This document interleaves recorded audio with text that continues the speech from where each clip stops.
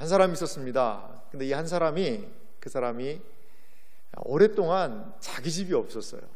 그래서 사글세를 살고 전세를 살고 하다가 결혼한 지 몇 년 만에, 30년 만에 드디어 내 집이 하나 마련이 됐다라고 생각해 보세요. 여러분, 얼마나 좋을까요? 내일 아니니까 별로 안 좋아하시는데 30년 만에 내 집이 하나, 내 이름으로 된 집이 있다. 그래서 그 집에 들어가게 된다는 걸 생각하면 너무 기분이 좋을 거예요. 그래서 그 집이 어떻게 생겼나 궁금해서 보기도 하고, 그냥 그 주변을 가보기도 하고, 어떻게 됐나 궁금해가지고 입주 날만을 좀 기다리지 않을까요, 여러분? 아마 그럴 겁니다. 그런데 여러분, 우리가 신앙생활하는 것도 이거하고 좀 비슷한 게 있거든요. 뭐냐면 우리가 죽으면 어디로 간다고 생각을 해요? 천국에 간다. 그걸 다 철석같이 믿고 있어요. 그런데 너무나도 많은 성도님들이 신앙생활 하시면서 천국이 뭔지, 천국이 어떤 곳인지, 천국은 과연 어떠한 곳인지에 대한 것을 참 생각하지 않는 것 같아요. 그리고 천국이 무엇인지, 어떠한 곳인지에 대해서 또 잘 소개가 안 되고 있는 부분이 있는 것 같습니다. 오늘부터 우리가 보게 될 부분은 요한계시록의 마지막 장면입니다. 특별히 이 부분은 새 하늘과 새 땅, 앞으로 우리가 가게 될 곳, 장차 우리가 영원히 누리게 될 그곳에 대한 이야기가 펼쳐지고 있습니다. 30년 만에 마련한 새 집이 궁금하듯이 요한계시록 마지막 부분은 우리가 앞으로 기거할 새 하늘과 새 땅의 영광스러운 이야기를 펼쳐 보여주고 있다는 것이지요. 천국이 어떤 곳인지 궁금한 분들이라면 앞으로 진행할 이 요한계시록의 마지막에 이 부분을 주의 깊게 여러분 살펴보고, 그것을 통하여서 새하늘과 새 땅, 우리가 갈 우리의 본향에 대한 이해가 더욱더 충만해지시기를 주님의 이름으로 소망합니다. 자, 이제 우리는 드디어 요한계시록 21장으로 왔습니다.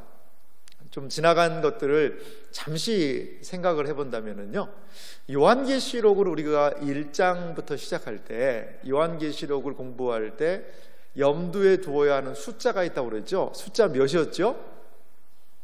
7 아니었는데요. 뭐였죠? 숫자 4라고 그랬죠. 4. 요한계시록 전체를 구성하고 있는, 본문을 구성하고 있는 중요한 숫자가 바로 4라고 그랬습니다. 왜 4일까요? 요한계시록의 환상이 몇 개라고 그랬죠? 4가지 환상이 있다는 것이죠. 첫 번째 환상은 1장 10절에 등장했죠. 성령으로, 성령 안에서라는 엔 푸뉴마티. 1장 9절에서부터 3장까지 땅에 있는 교회에 대한 첫 번째 환상이 진행이 됩니다. 그리고 4장에서부터 16장, 특별히 4장 2절에 다시 등장하는 엔 푸뉴마티라는 말과 더불어서 심판받는 이 세상에 관한 이야기가 계시록에서 가장 두 번째 환상으로 긴 내용을 차지했죠. 그리고 17장에서부터 20장까지, 특별히 17장 2절에 등장하고 있는, 3절에 등장하는 엔푸니마티라는 성령 안에서, 성령으로 라는 그 단어와 더불어서 세 번째 환상, 완전히 멸망받을 이 세상에 관한 이야기가 최종적인 심판의 내용과 더불어 있었습니다. 오늘 마지막 요한계시록의 네 번째 환상은 완성된 교회에 대한 환상이자 새하늘과 새 땅에 관한 이야기라는 것이죠. 그래서 요한계시록 전체는요, 땅에 있는 교회에 대한 이야기가 첫 번째 환상이고, 이 세상에 대한 큰 심판, 그리고 두 번째고요. 세 번째 이야기는 세상의 최종적이고 완전한 심판, 그리고 마지막에 네 번째 환상은 교회의 완전한 완성된 모습으로 전체적인 이야기가 진행이 됩니다. 구조는 명확합니다. 요한계시록은요. 그래서 요한계시록의 이야기는요, 교회, 세상 교회, 이렇게 큰 이야기의 중심 주제들이 있습니다. 오늘 우리가 다룰 이 부분은 완성된 교회에 대한 이야기입니다. 우리가 기거할 새하늘과 새 땅의 이야기를 우리에게 보여주고 있다는 것이죠. 여러분, 유인물을 좀 참조해 보시겠습니까? 네 번째 환상의 구조가 있는데요, 이 네 번째 환상은 한 세 부분으로 크게 나눌 수가 있습니다. 첫 번째는요, 새하늘과 새 땅이 이 땅에 도래했다는 그 부분. 두 번째는 지성소로서의 새 예루살렘에 대한 그런 부분을 살펴볼 수가 있고요, 마지막에는 최후의 에덴, 새 예루살렘. 이 두 가지 이미지가 있어요.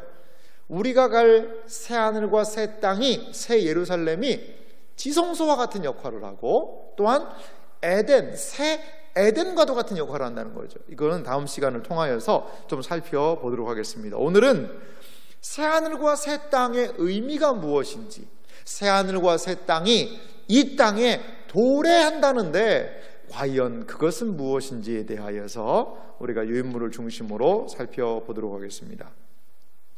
계속해서 보면요, 이번에 새하늘과 새 땅에 관한 그런 이야기가 있죠.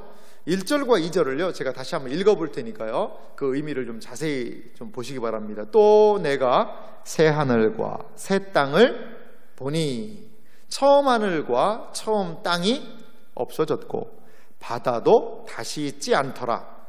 또 내가 보매 거룩한 성 새 예루살렘이 하나님께로부터 하늘에서 내려오니 그 준비한 것이 신부가 남편을 위하여 단장한 것 같더라. 아멘. 유인물 좀 보도록 하겠습니다.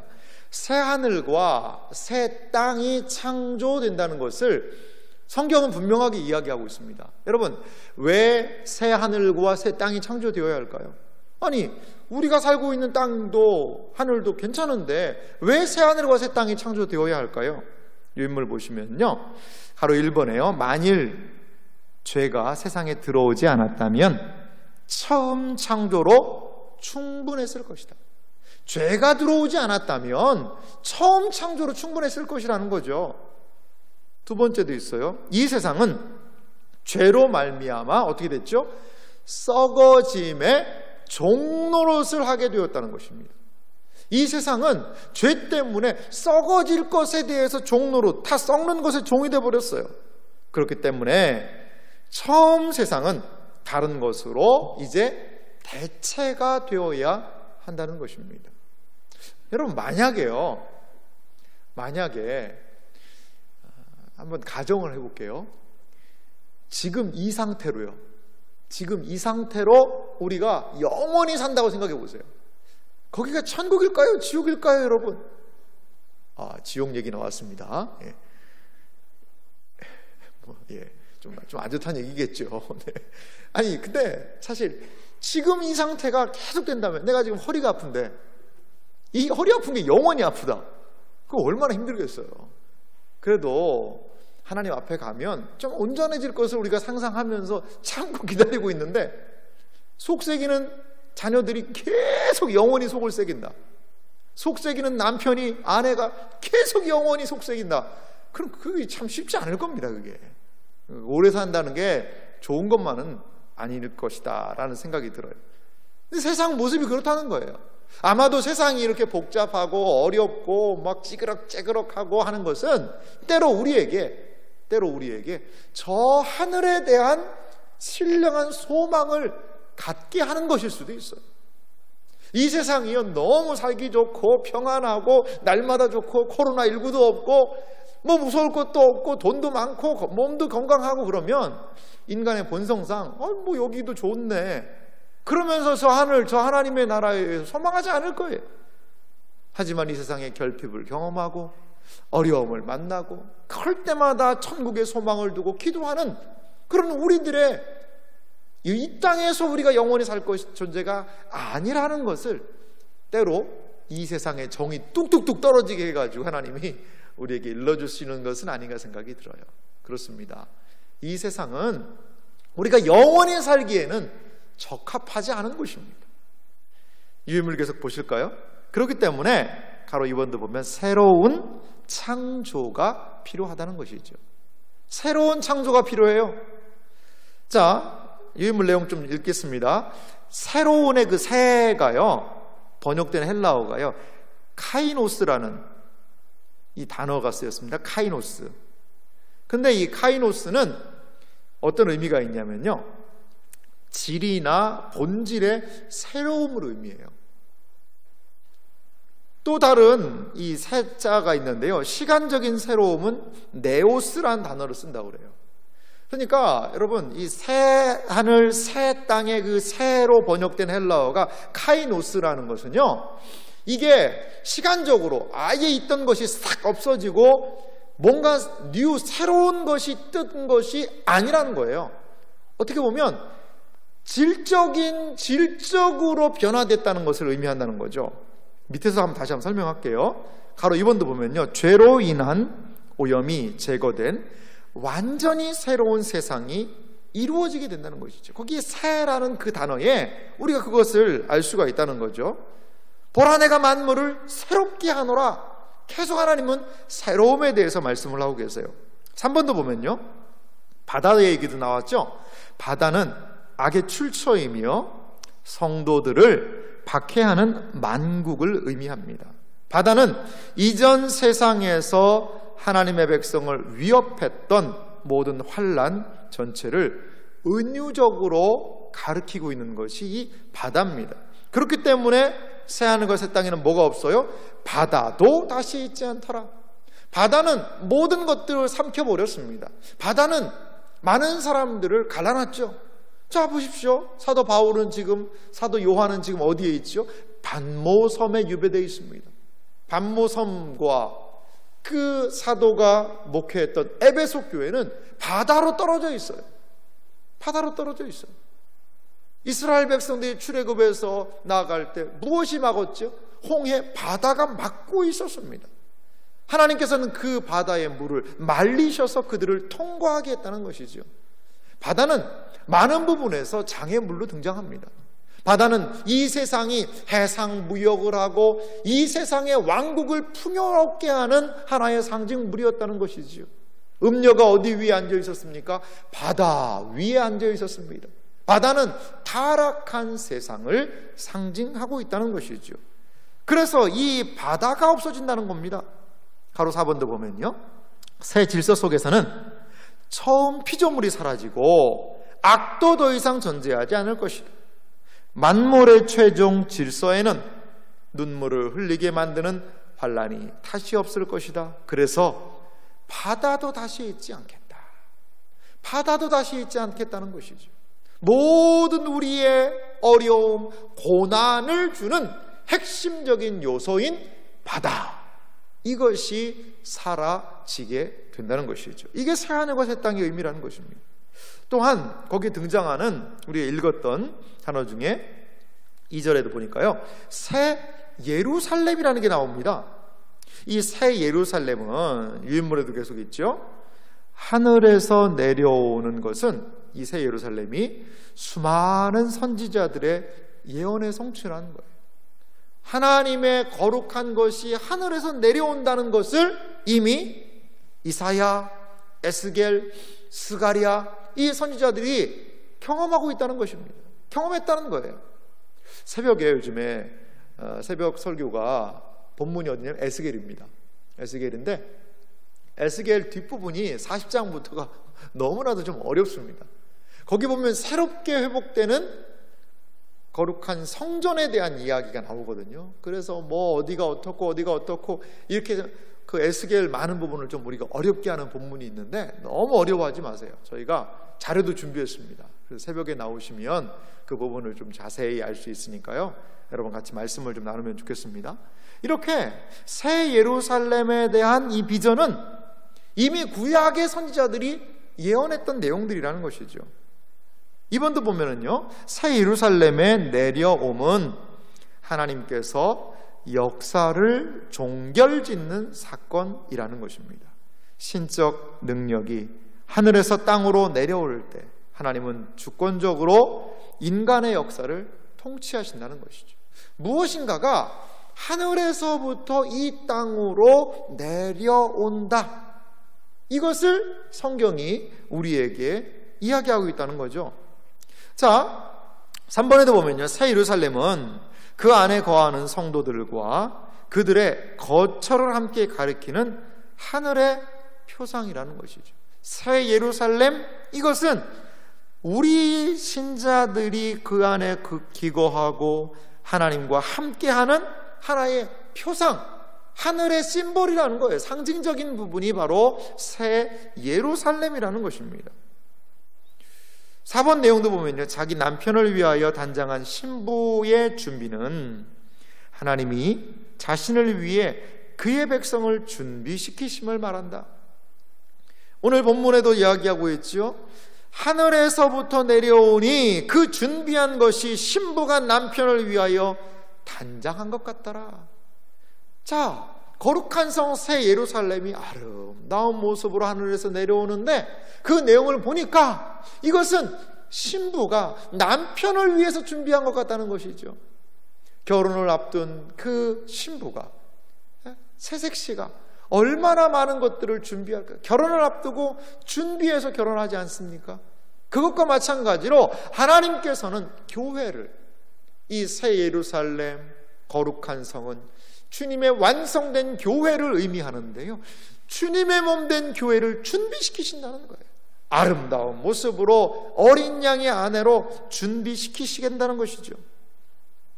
5번에도 보니까요, 역사 내내 하나님은 자기 백성을 그의 신부가 되도록 빚으셔서 그들이 장차 올 시대에 하나님의 영광을 반사하도록 하실 것이다.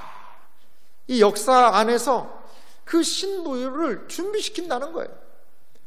주님의 몸된 교회에 흠도 있고 연약함도 있지만 하나님께서는 그 교회를 마지막에 온전하게 하셔서 아버지 하나님이 받으시기에 아름다운, 마치 신부가 신랑을 위하여 준비함같이 그런 모습으로 만들어 주시겠다는 것이죠. 여러분, 에베소서에 보면 이 부부관계에 대해서 다루면서 하나의 이 교회에 대한 중요한 진리를 우리에게 줍니다. 자막을 준비했는데요, 한번 성경 구절 한번 보세요. 에베소서 5장 25절에서부터 27절 말씀 보면 이 부부관계에서부터 이 이야기가 시작합니다. 보십시오. 아내들아, 남편들아, 아내 사랑하기를 그리스도께서 교회를 사랑하시고 그 교회를 위하여 자신을 주신 같이 하라. 이는 곧 물로 씻어 말씀으로 깨끗하게 하사 거룩하게 하시고 자기 앞에 영광스러운 교회로 세우사 티나 주름 잡힌 것이나 이런 것들이 없이 거룩하고 흠이 없게 하려 하심이라. 할렐루야. 주님께서요, 우리 교회를 어떻게 하신다는 것이지요? 자기의 앞에 영광스러운 교회로 세우시는데 티나 주름 잡힌 것이나 이런 것이 없이 어떻게 해요? 거룩하고 흠이 없게 하려 하심이라. 주님께서는요, 교회를 티나 주름 잡힌 것이 없이 거룩하고 흠이 없게 하시는 분이심을 여러분 믿으시기 바랍니다. 교회는 그것을 향해서 가고 있는 거죠. 교회는 이 세상에 놓여 있습니다만 이 세상에 교회들이 때로 연약함도 있고 죄악도 있고 부족한 모습도 있고 연약함도 있지만 교회가 궁극적으로 최종적으로 가는 방향은 어린 양의 아내요 신부로서 신랑을 위하여 단장한 것과 같은 모습, 거룩한 모습으로 승화된다는 것입니다.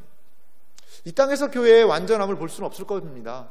하지만 여러분, 주님 앞에서 주님께서 우리를 온전케 하셔서 그 교회를 또한 온전케 하실 거라는 겁니다. 여러분, 온전한 교회는 어떤 교회일까요? 교회 건물이 비 안 새고 건물이 좋으면 온전한 교회일까요?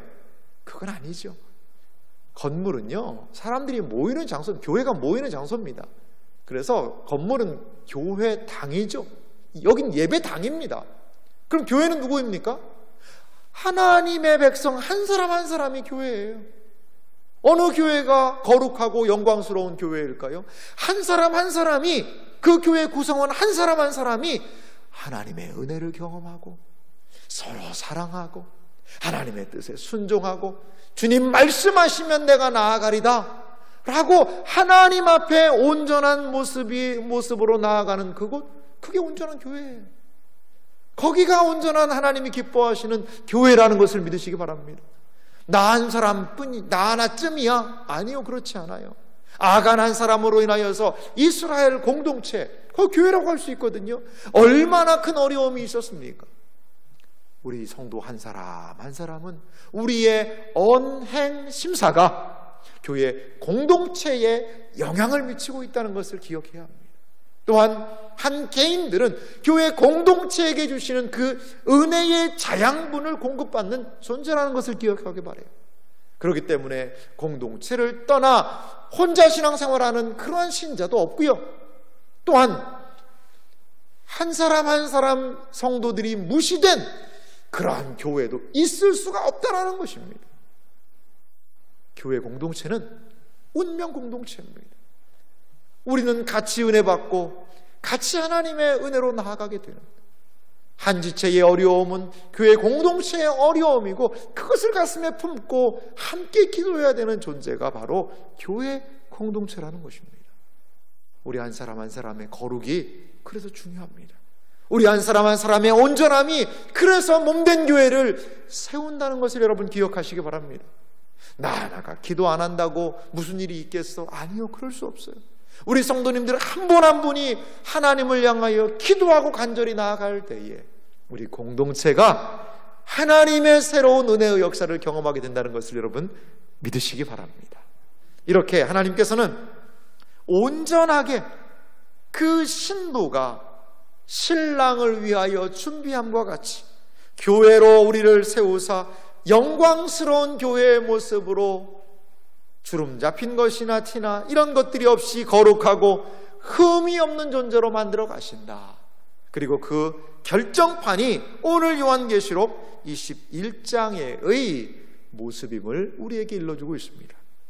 여러분, 그런데요, 이런 새로움에 대해서 제가 위에서도 잠깐 언급을 했습니다만 거기에는 하나의 신비가 있어요. 여러분들에게 한번 질문을 하겠습니다. 천국이 어디 있을까요? 내 마음에요. 물론 내 마음에도 천국이 있을 거예요. 그런데 우리가 누리게 될 새 하늘과 새 땅, 그것은 어디에서 이루어지는 걸까요? 제가 자주 쓰는 표현입니다만 저기 우주를 가서 안드로메다 성 옆에 어디 저기 별 거기다가 하나님이 그냥 엄청난 곳을 만들어 놔서 우리는 죽으면 다 그쪽으로 하나님이, 예수님이 이동시켜가지고 새로운 땅, 새 하늘, 그곳으로 다 이사 가게 되는 날이 올까요? 근데요, 오늘 성경 말씀을 좀 자세히 보면 새 하늘과 새 땅이 어디에서 이루어질지를 우리에게 좀 일러주는 것이 있는 것 같아요. 여기 보면 오늘 2절도 보세요. 또 내가 보매 거룩한 성 새 예루살렘이 하나님께로부터 하늘에서 어떻게 한다고 그랬죠? 내려오니 라는 그 표현을 쓰고 있습니다. 그리고 다음 시간 본문입니다만 21장 10절도 한번 보세요. 21장 10절을 보면요, 성령으로 나를 데리고, 엔푸니마티가 쓰였어요. 크고 높은 산으로 올라가 하나님께로부터 하늘에서 내려오는 거룩한 성 예루살렘을 보이니. 지속적으로 예루살렘 성이 하늘에서 내려온다라는 표현을 쓰고 있어요. 그리고 새라는 그런 표현을 썼다고 말씀드렸죠. 이 새는 카이노스라는 그런 표현으로 질적인 새로움이라는 것을 말씀을 좀 드렸습니다. 여러분, 질문 하나 드릴게요. 부활을 우리가 하지 않습니까? 우리가 부활을 하게 되면 예전에 내 모습과 분명히 어떻게 같은 모습일까요? 다른 모습일까요? 다른 모습이겠죠. 부활을 하게 되면 분명히 나의 예전 모습과 다른 모습일 거예요. 아니, 부활을 했는데 계속 허리 아프고 계속 다리 아프고 목 아프고 날마다 눕고 싶고 피곤하다 그러고 아니 그 부활을 해서 이 부활한 몸으로 영원히 살아야 되는데 그냥 눈이 막 아프다고 그러고 눈병 나고 그러면 그 부활체가 그 의미가 있을까요? 아닙니다. 이 고린도전서 15장에 보면 부활의 몸이 어떠한 것인지를 우리에게 명확하게 일러주고 있어요. 사도신경 이제 부활할 때 한번 좀 정확하게 그 부분을 살펴보겠습니다만, 그러니까 지금이 연약한 것, 썩어질 것으로 심고 썩지 않을 것으로 거들고 죽어질 것으로 심고 죽지 않을 것으로 걷고, 지금은 이게 연약함이 있어요, 육체에. 하지만 부활의 몸은 온전함이라는 것이죠. 그거는 분명히 지금 우리의 몸과 부활의 몸이 확연하게 구분되는 달라지는 부분일 거예요. 그런데 지금의 나와 부활의 내가 연결되는 부분도 있겠죠. 만약에 부활을 했는데 전혀 새로운 사람이다. 그러면 이 나라는 존재는 없어지는 거 아니겠어요? 그건 아닐 거라고요. 그러니까 부활체를 입은 우리가, 자, 예전에 우리 부산에서 살다가 세안교회에 살던 성도님들 얼굴 한번 봅시다. 그러면 그때 다 알아보지 않겠습니까? 부활을 해가지고 누구시죠? 이렇게 다 못 알아보면 그 무슨 의미가 있겠어요?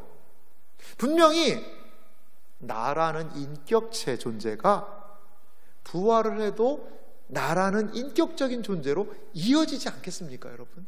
그것은 우리가 자연스럽게 생각할 수 있는 거죠. 새하늘과 새 땅도 마찬가지입니다. 우리는 생각할 때 하나님께서요, 이 지구를 완전히 멸망시켜버리고 이 오염 많은 지구, 코로나19가 그냥 들끓고 있는 이 막 공장도 많아가지고 미세먼지도 많고 한 지구, 이 지구를 하나님이 완전히 없애버리고 저기 먼 우주에다가 지구보다도 더 아름다운 땅을 만드셔서 우리 다 거기 갈 거다. 나는 구원 열차 올라타고서 하늘 날아가지요. 그 찬송이 이 많은 좀 또 그런 것들을 꿈꾸게 한 것 같아요. 우리는 그렇게 일반적으로 생각을 합니다. 지금 여기 계신 분들도 그것을 꿈꾸는 분들이 많이 계실 거예요. 오늘 제가 드린 말씀이 여러분들에게 실망이 될 수도 있을 것 같아요. 그러면 천국, 새하늘과 새 땅은 어디에서 이루어지느냐? 지구에서 이루어진다는 거예요. 이건 또 무슨 말인가? 지구에서 새하늘과 새 땅이 이루어진다는 것이죠. 만약에 여러분 생각해 보세요. 하나님이 지구를 없앤다. 최종적으로 이 지구를 없애버린다. 그러면 하나님은 성공하신 분일까요? 실패하신 분일까요? 하나님께서 지구를 창조하실 때 지구에 대한 원대한 계획이 있으셨어요. 에덴 동산 얼마나 아름다운 동산입니까? 에덴이란 말 자체가 기쁨이란 뜻이에요. 기쁨의 동산이었어요. 죄가 없고 하나님과의 친밀한 교제 속에 은혜만이 있었지요. 그런데 그 에덴에 무엇이 들어와서, 죄가 들어와서 거기를 망가뜨려 버린 역사, 이것이 인류의 역사입니다. 인류의 역사예요. 만약에 지구를 그 상태로 죄가 들어와서 없애버린다면 지구에 대한 하나님의 계획은 실패로 돌아간다는 것이지. 그렇지 않겠습니까? 하나님께서 지구를 만드셔서 거기에 아름다움을 허락하시려고 했는데 사단의 꾀임을 받아서 죄가 들어와서 지구 오염돼서 없애버렸다더라. 그러면 하나님의 원대한 계획은요, 실패로 돌아간 것일 수 있다는 것이지요. 그렇기 때문에 우리가 이 육체를 입고 있지만 부활체로 입어서 우리의 몸이 연결이 되듯이 지구도 똑같이 지금의 오염되고 죄가 가득한 상태에 놓여있는 것이 아니라 그 지구를 완전히 크로노스, 새롭게 하셔서, 카이노스, 새롭게 하셔서 새로운 지구로, 질적인 부분에서 달라진 지구로 만드시겠다는 거예요. 그래서 성경은 이 거룩한 성 이 카이노스의 새 예루살렘이 내려온다라는 표현을 하고 있다. 많은 주석학자들이 그렇게 이야기를 하고 있습니다. 그렇게 이야기하고 있습니다. 여러분, 곤충 중에 참 재밌는 곤충들이 있어요. 뭐 여러 가지가 많지만 여러분, 나비를 좀 보세요. 나비가 뭐였죠? 벌레였습니다. 벌레. 이 어릴 때 이제 숲에 가면요, 이 벌레들이요, 이 손가락 마디만한 벌레들이 있어요. 수많은 벌레들이 있습니다. 얼마나 징그럽고 그런지 막 꿈틀꿈틀 다녀요. 그런데 그 손가락 한마디만한 그 큰 벌레가 나중에 이 번데기를, 이 고치를 틀고 들어가가지고 거기서 뭐가 나오는 거예요? 호랑나비가 거기서 나오는 겁니다. 호랑나비. 여러분, 그 벌레, 이 기어다니는 벌레들이 야, 나는 저 나비가 될 거야, 그럼 그랬을 거예요. 네가 무슨 기어다니는 벌레가 무슨 나비가 돼? 아무도 인정 안 해줄 거예요. 그런데 그 고치 속에 들어갔다가 짠 나오니까 여러분, 나비와 그 벌레를 이 매칭이 될까요? 전혀 상상할 수 없는 존재가 나왔거든요. 아마 지구도 그럴 겁니다. 지금은 이 땅에 죄악이 많고 코로나19도 있고 공해와 오염과 많은 부분에서 혼탁함이 있죠. 때로 우리가 깨끗한 자연을 보면 와, 너무 좋다라고 이야기하지 않습니까? 그것은 하나님이 새하늘과 새 땅의 아름다움을 조금씩 맛보기로 남겨두신 것이 아닌가, 이런 생각이 들어요. 분명히 하나님께서는 우리가 살고 있는 이곳을 새롭게 하실 줄 믿습니다. 이곳을 새롭게 하셔서 우리로 하여금 원래 하나님께서 태초에 하나님이 천지를 창조하시면서 가지셨던 이 지구에 대한 계획을 완전하게 새하늘과 새 땅을 통하여 이루실 줄 믿습니다.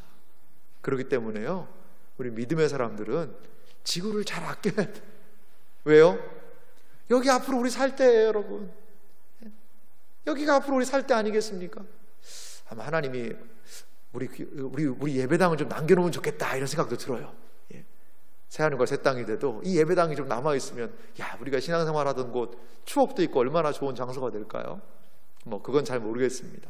그런데 한 가지 분명한 사실은 이 지구에 대한 하나님의 분명한 계획이 있으실 것이다. 그것을 우리가 기억하여야 한다는 것입니다. 자, 이제 보좌에서 음성이 들리죠. 유인물 보기 전에 한번 3절과 4절 말씀을 제가 한번 읽어보겠습니다. 3절 4절 읽습니다. 내가 들으니 보좌에서 큰 음성이 나서 이르되 보라, 하나님의 장막이 사람들과 함께 있으매 하나님이 그들과 함께 계시리니 그들은 하나님의 백성이 되고 하나님은 친히 그들과 함께 계셔서 모든 눈물을 그 눈에서 닦아주시니 다시는 사망이 없고 애통하는 것이나 곡하는 것이나 아픈 것이 다시 있지 아니하리니 처음 것들이 다 지나갔음이러라. 아멘. 유인물 내용을 좀 한번 보도록 하겠습니다.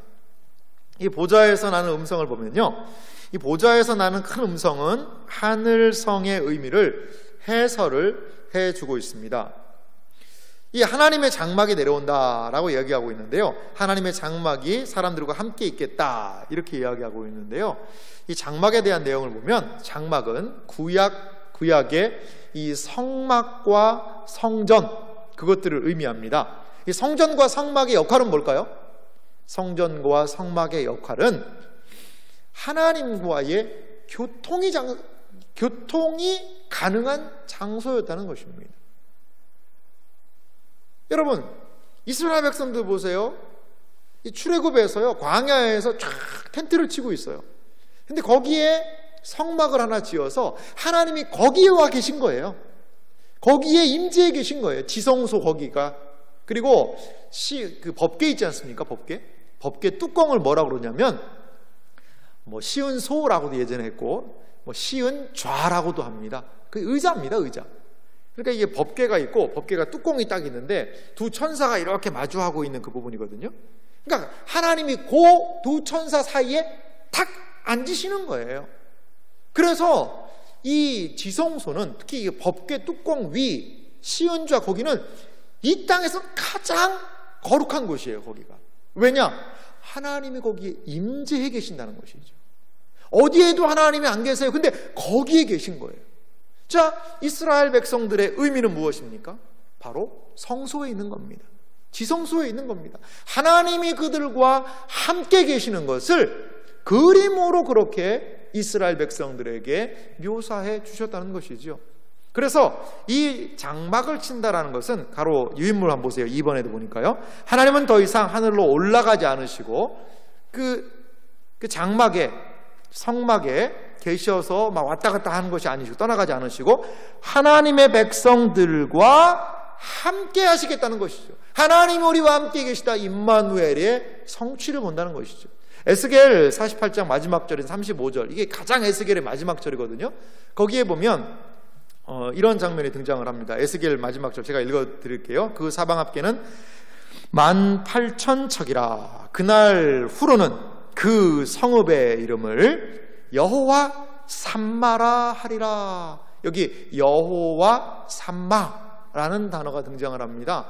여호와 삼마가 무슨 뜻이냐면, 여호와 삼마는 여호와께서 거기 계시다, 이거예요.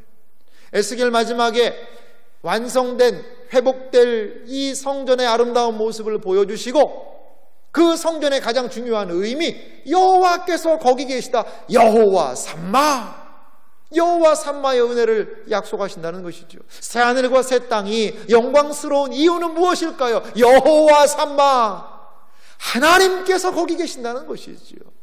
하나님께서. 이 세상에 많은 연인들의 천국은 어딜까요?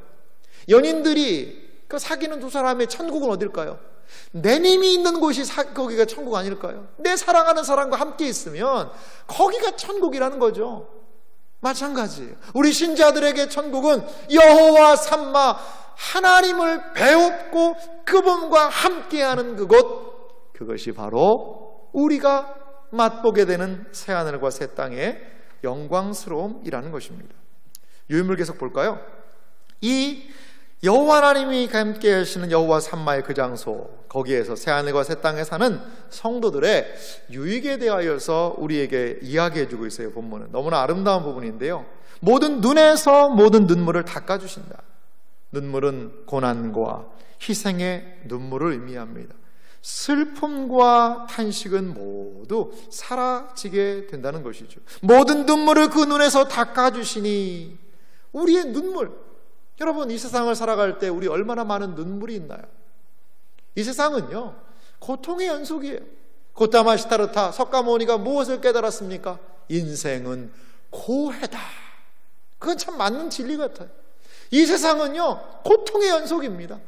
가끔 가다가 그 고통을 잊을 수 있는 조금의 기쁨이 있긴 하지만 보편적인 것은 고통 아니겠어요, 여러분? 그게 우리의 인생입니다. 어떻게 보면 말이죠. 그래서 우리의 인생은 눈물의 연속이라고 할 수 있어요. 새하늘과 새 땅, 그 우리에게 주신 은혜가 무엇입니까? 이제 그 모든 눈물을 닦아주시겠다는 것입니다. 그리고 두 번째로 유인물 보면요, 하나님은 모든 슬픔의 원천을 제거하십니다.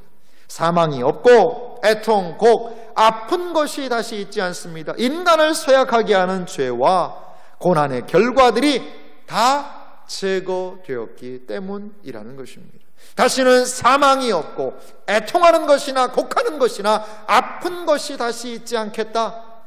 이것이 바로 새하늘과 새 땅의 영광스러운 은혜라는 것입니다. 더 이상 눈물도 없고요, 아픔도 없고요, 고통도 없고요, 죽는 것도 없고요, 죽음으로 인한 이별도 없는 곳, 그것이 바로 하나님께서 우리를 위하여 예비해 놓으신 새하늘과 새 땅이라는 것입니다. 여러분, 몸이 많이 아파서 힘든 분들 계십니까? 새하늘과 새 땅의 은혜가 우리에게 있다는 것을 여러분 기억하시기 바라요.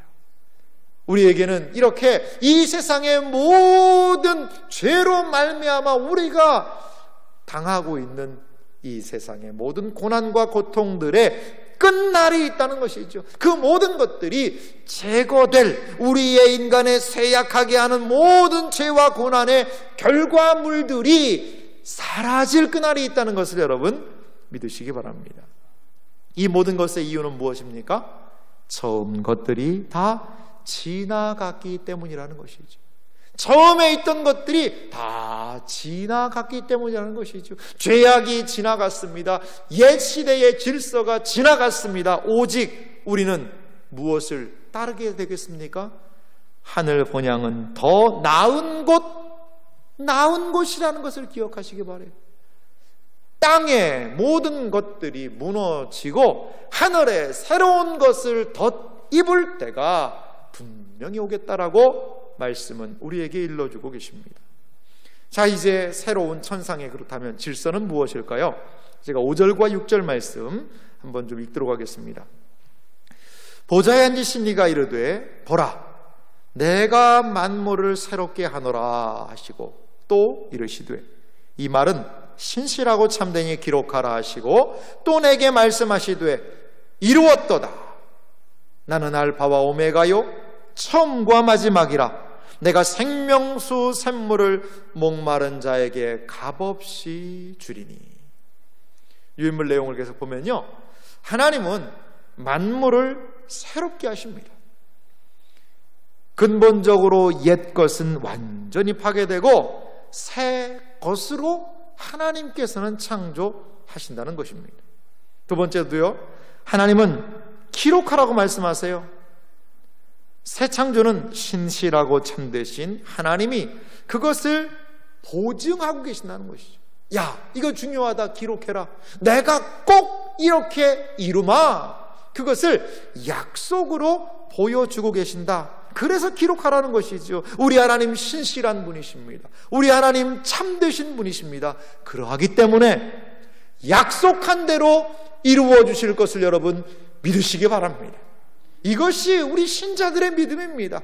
여러분, 우리를 구원해 주시고 우리를 거듭나게 하시고 우리를 새롭게 하실 주님을 믿으십니까? 그렇다면 우리는 오늘 하신 이 새하늘과 새 땅에 대한 약속 또한 우리의 것으로 믿어야 할 줄 여러분 믿으시기 바랍니다. 세 번째도 보면요, 이루었도다는 구원 역사를 끝마치고 미래 시대가 시작됨을 말합니다.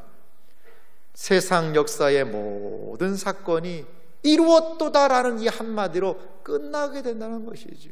우리 주님 십자가상에서 무엇을 우리에게 말씀하셨습니까? 십자가상에서 우리 예수님께서 하신 말씀, 다 이루었다. 무엇을 이루었을까요? 구원을 위한 모든 조건들을 거기에서 다 이루었다.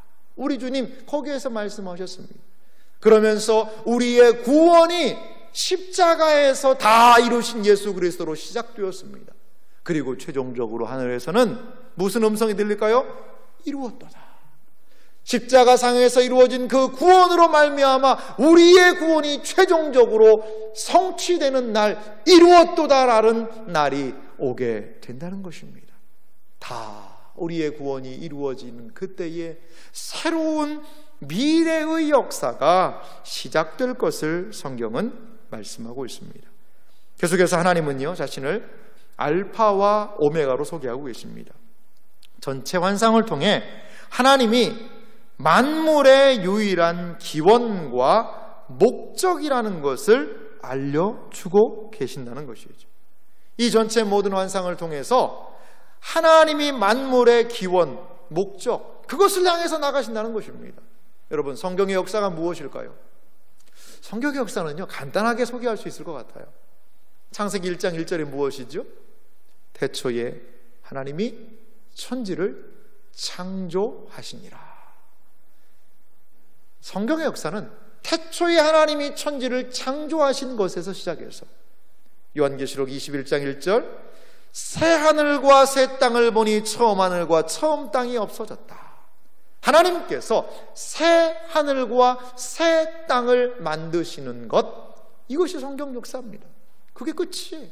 하나님께서 하늘과 땅을 만드셨고 마지막에 하나님은 새 하늘과 새 땅을 만드실 것이라는 것, 이게 성경의 시작과 끝입니다. 그 모든 것들을 하나님께서는 이끌고 가신다는 것이죠. 하나님께서는 이 땅에 처음을 만드셨습니다. 그리고 새로운 하늘과 새로운 땅의 시작을, 창조를 하나님께서는 하시는 분이시다는 것을 우리에게 보여주고 계십니다. 그래서 주님은 알파가 되시고 오메가가 되시며 처음이 되시고 마지막이 되시는 분이시라는 것입니다. 우리 하나님 안에 시작이 있다면 분명히 우리 하나님 안에 끝이 있다는 것을 믿으시기 바랍니다. 우리 주님은 처음부터 마지막까지 주장하시고 주관하는 분이심을 믿으시기 바랍니다. 그 하나님께서 하신 약속이 있습니다. 유인물 보면요, 마지막 5번째로 하나님은 영적으로 목마른 자에게 나와 생명수를 마시라는 초대장을 주신다. 목마른 자에게 생명수로 값없이 주시겠다라는 약속을 하십니다. 생명수의 샘물을 목마른 자들에게 값없이 허락하시는 그 놀라운 은혜를 허락하신다는 것입니다. 이렇게 새로운 천상의 질서가 주어지게 되었다는 것입니다. 마지막으로 우리가 살펴볼 것은요, 7절과 8절인데요. 이기는 자와 두려워하는 자, 믿지 않는 자들에 대한 이야기가 극명하게 7절과 8절로 대조가 되고 있습니다. 우리 7절과 8절 말씀은 우리 한 목소리로 같이 한번 읽어볼까요? 요한계시록 21장 7절과 8절입니다. 같이 읽겠습니다. 이기는 자는 이것들을 상속으로 받으리라.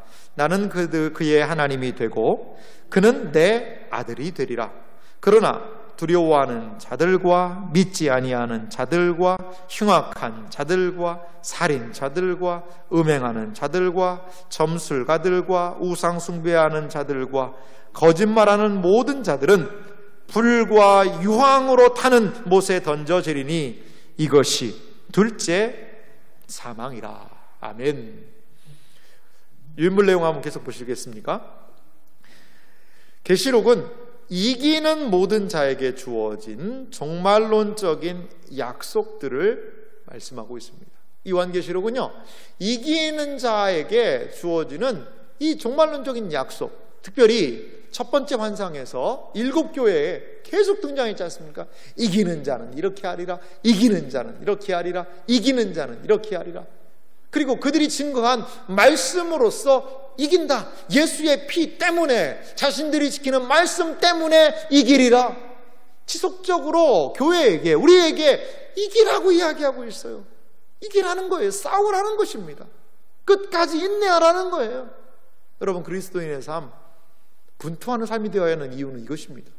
계시록은요, 우리를 이기라는 거예요. 여러분 싸워서 이기고 계십니까?